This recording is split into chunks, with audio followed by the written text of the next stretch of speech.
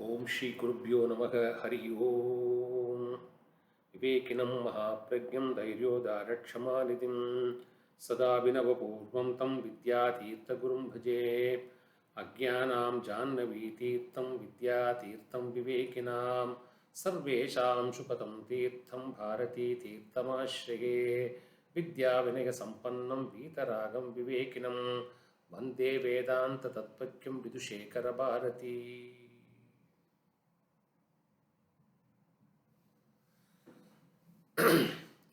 Namaskaram to one and all.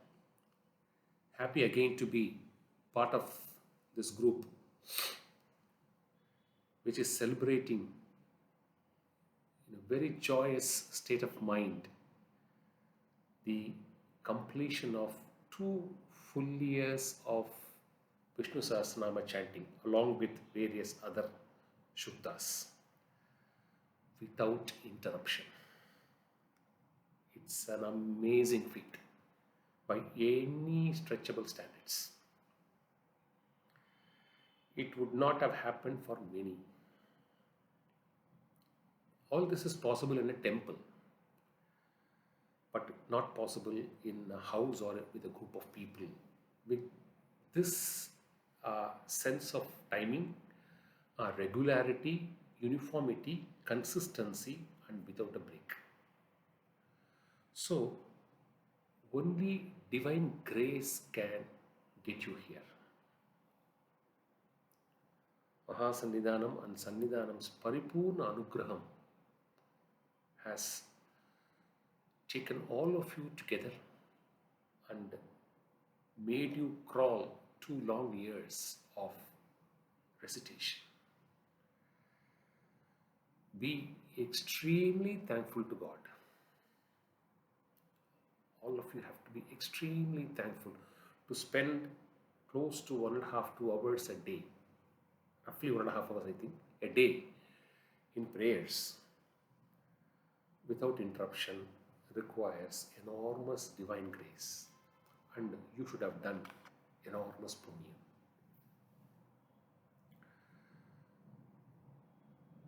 Mahasannidhanam says, why are we saying God is an ocean of compassion? Karunai Kadal. Why are we using the expression Karunai Kadal? Avyaja Karuna Murti. Limitless compassion. Why are we saying this? Mahasannidhanam explains, we refer the divine grace, divine power and divine compassion of God to the limitless oceans which we are surrounded with. What do you mean by limitless ocean? You have a limitless sky and a limitless ocean. Can you dry ocean water? Wells will go dry. Rivers will go dry. Will oceans dry up? They don't dry up at all. They would never dry up till sun and moon shines in this world. They will exist till the whole cycle of life remains. Such is the comparison to the divine grace, divine power and divine compassion of God. It is much more than that. Because we need to compare it with things which we are aware of, we are using this comparison. Even this is actually limited. But with this limitless ocean, you compare divine compassion and divine grace. Bhagavan is called Karunai Kadal. That is the extent of grace and compassion God can bestow on his Sishyas. That's the power of God. Now, when does that grace flow in an uninterrupted manner on a Sishya, on a devotee? Is the question. For which, again, Mahasannidhanam in one of his Anugraha Bhashanams, while explaining a few stotras of Adi Shankara's Shivananda Lahari, Bhagavatpada Shankara eulogizes Mahadeva as a splendor, limitless. You have everything. You have everything in this. What is that you don't have? Asks Shankara to Mahadeva. And then qualifies, saying that you have everything. You are the giver and we are the takers. But what can I still offer to you?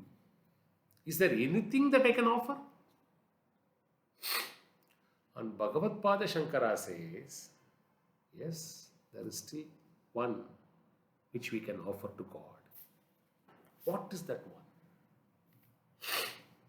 Acharya says, this is what Bhagavatpada Shankara says, offering one's mind at the lotus feet of God, or offering one's mind at the lotus feet of your Acharya and Sadguru.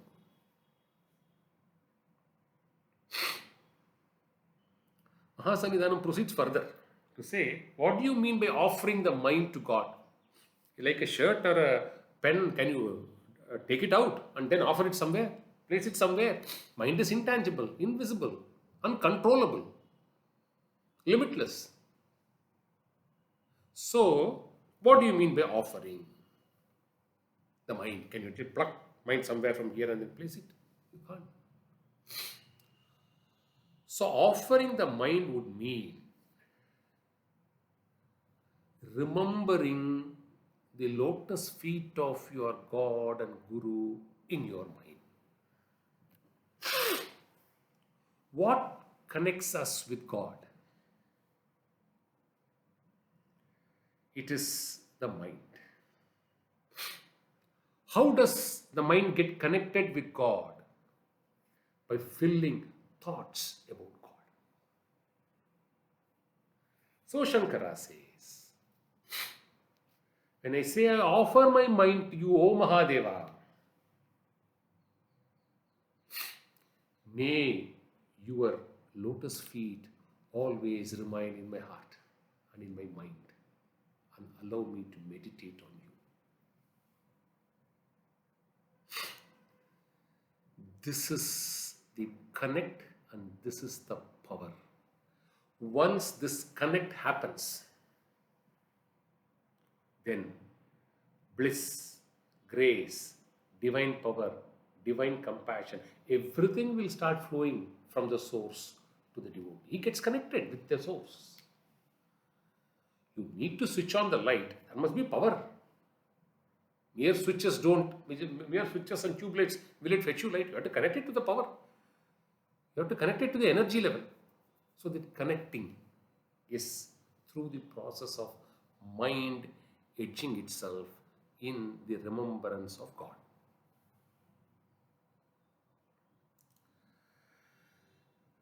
Recitation of stotras daily is for that purpose only. See, yugas are divided into 4. Krita Yuga, Treta Yuga, Dwapara Yuga, and Kali Yuga. In Krita Yuga, the pursuit to reach emancipation is meditation, dhyana. It got diluted in the next Yuga, the Treta Yuga, where you had to perform huge yagams. Ramayana is replete with instances of various yagas. In Dwapara Yuga, it is more to do with worship to reach God.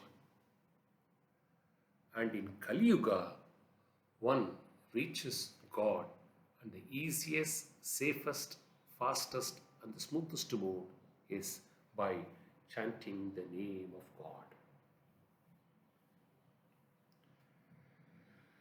It is also said, during Krita Yuga, the good remained in one loka And the bad remained in another loka, what we call it Devalokam and Naturalokam. They were in different lokas.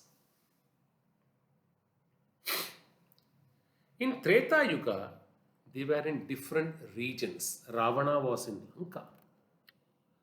Bhagavan Sri Rama was in Ayodhya. Same loka, but Bhuloka, but in different places. In Dwapara Yuga, it shrunk further. It came within the same family. Kauravas and the Pandavas. Kuruvamsam. And in Kali Yuga, it is within the same body. Good, bad, nice, evil, suffering, pleasure, everything is in one body and mind. And therefore, we are filled with good and filled with bad. How do you dissolve, eliminate, destroy bad and evil, including sins, out of us? Is the question. Is there a process?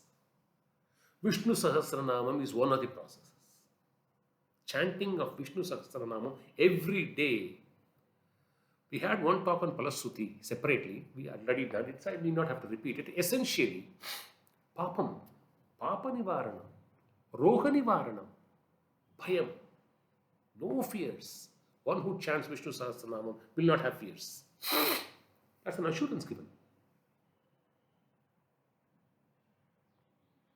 Therefore, when we want to offer this recitation every day, so you have now done it for 2 years.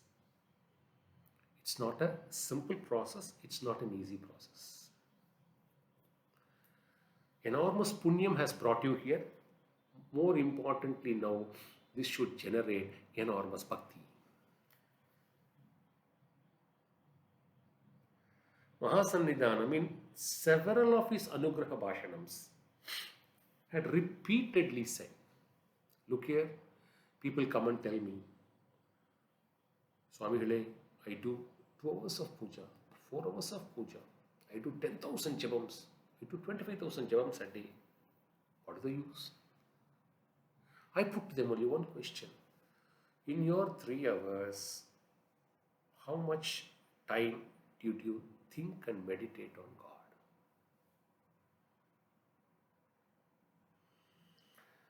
After referring to Bhagavad Gita, Mahasannidhanam in various Anugraha Bhashanams has repeatedly emphasized the fact doing something mechanically, doing something knowing what you are doing, and doing something with your mind getting totally involved, soaked, gives you different results. It's not that when you do it mechanically, nothing happens. It will also have an impact. But when you spend 1.5 hours a day, every day, should you not derive the benefit out of it? When you watch a television serial, when you actively engage in a conversation, when you watch an IPL cricket match, are we watching it mechanically? Are we not applying our mind with focus? So, Mahasannidhanam asks us a question. Do you have the focus which you have otherwise for all material activities when you perform your puja or recitation or chanting? This is very important. So, mechanical chanting is different from a chanting knowing what you are doing. My request to all of you would be, after having done it for 2 years, Bhagavad Shankara has written a Bhashyam on Vishnu Sahasranam. We don't have to go anywhere else. The glorification of Narayana. So, take few namavalis a day and try to understand its meaning. So from mechanical chanting, you step into the next phase of, we have been doing this for 2 years. What is that we have been doing?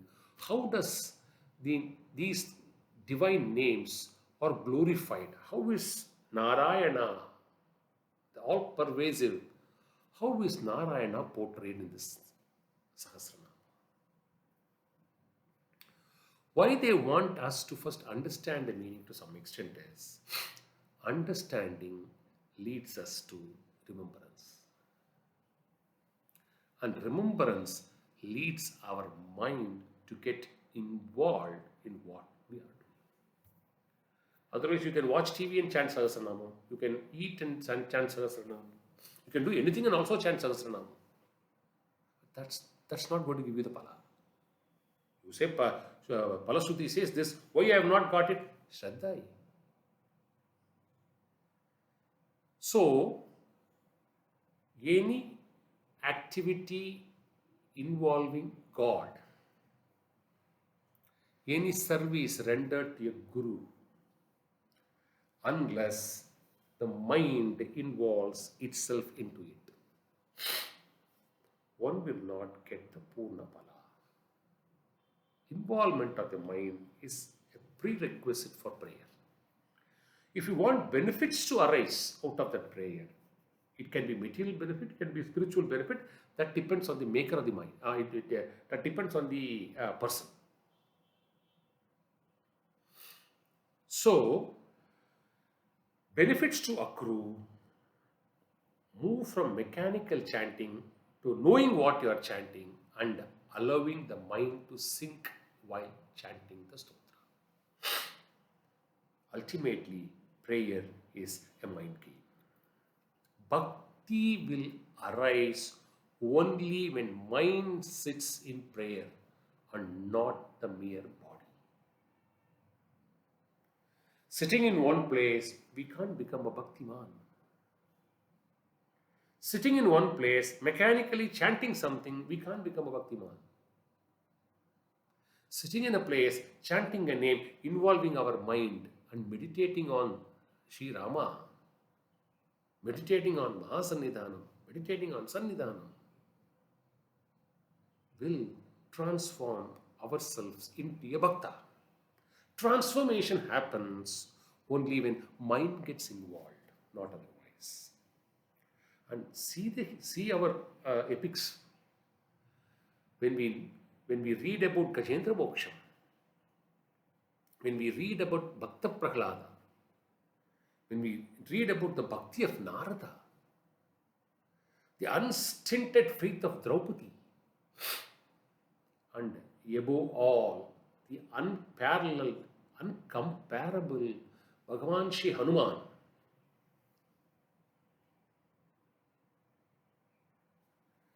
see the kind of lineage in which we are born. All these Mahans have spent their entire life in prayers. Entire life in the remembrance of God and nothing else.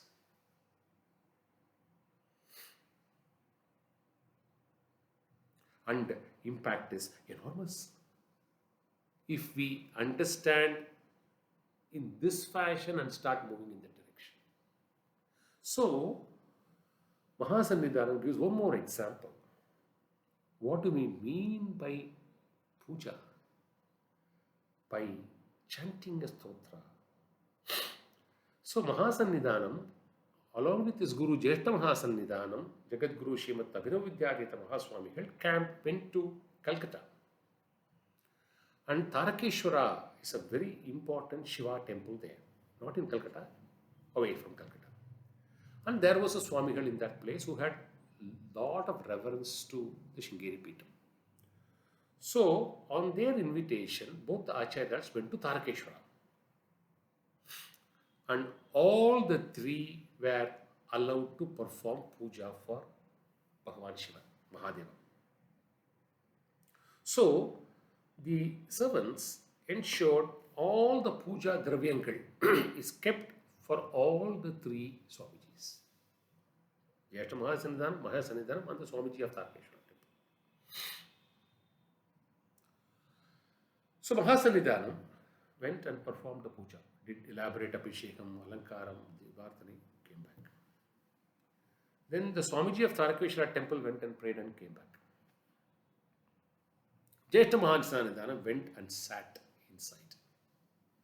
Went into a yogic state, closed his eyes, started to meditate, and after a long time, duration of time, slowly opened his eyes and informed the other two, Shiva is very happy with the prayers.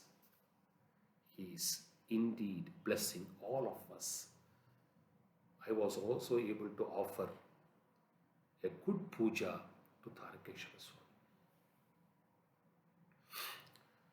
Both the Acharya and Tarakeshwara Swami was looking at Jyeshta Mahasannidhanam's eyes. What does Acharya say? Acharya says, as per the dictum of Bhagavad Pada Shankara in Shivamanasa Stotram, Ratnakalpe Asanam, I offered as per the stotra everything to Shiva from my mind.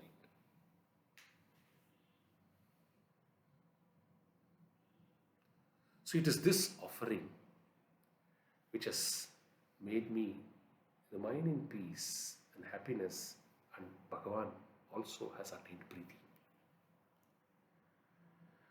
So, from where to where? From mechanical recitation, it is possible to meditate on Bhagavan Sri Rama in our heart as we chant Vishnu Sahasranam. Or as we chant Rudram, having Mahadeva in our lotus heart. This is the power of prayers. And having done it for 2 years, you can't give it up anymore. It has become a habit in you. You are not going to give it up anymore. In fact, I was suggesting Rajanna, once you complete 1008 days, all of you should plan a trip with your family together to Sringeri. All of you should go as one unit and offer at the lotus feet of Acharyas. We have come here to take your blessings. This is what we have been doing for 1008 days without interruption, and may this continue as long as it can. So, we must all be very thankful to Rajanna for this initiative, and equally thankful to each one of the participants, the families involved in this bhakti pursuit of bhakti, unstinted bhakti. You can't do prayer every day demanding something from God. That's not prayer. And you can't do it also. The fact that all of you have done it for 2 years, there is an element of unselfishness to it. God is recognizing that fact. That is why He is allowing this prayer to continue. And let me finally wind up with this short episode which Mahasannidhanam has said in one of his Anugraha Bhashanams. The power of Divyanamam Rama. When Mahasannidhanam was in his childhood, he has remembered, heard about and also read about a particular 4-line verse. This is a verse chanted by forest dwellers in forest, uneducated, illiterate people. And what is that 4 verse? Vanecharamaha Vasishtacha Aharamaha Nadihi Taramaha Nabhayam Smaramaha Vanecharamaha. We are all forest dwellers. O Rama. Vasishtaharaamaha. We are all burglars. We go plunder and O Rama. Nadihi Taramaha. We can cross the rivers, O Rama. Nabhayam Smaramaha. We have no fears, O Rama. They are dwellers, they are thieves. They don't have fear and they cross. Why? In all the four, ultimately there is Rama in between.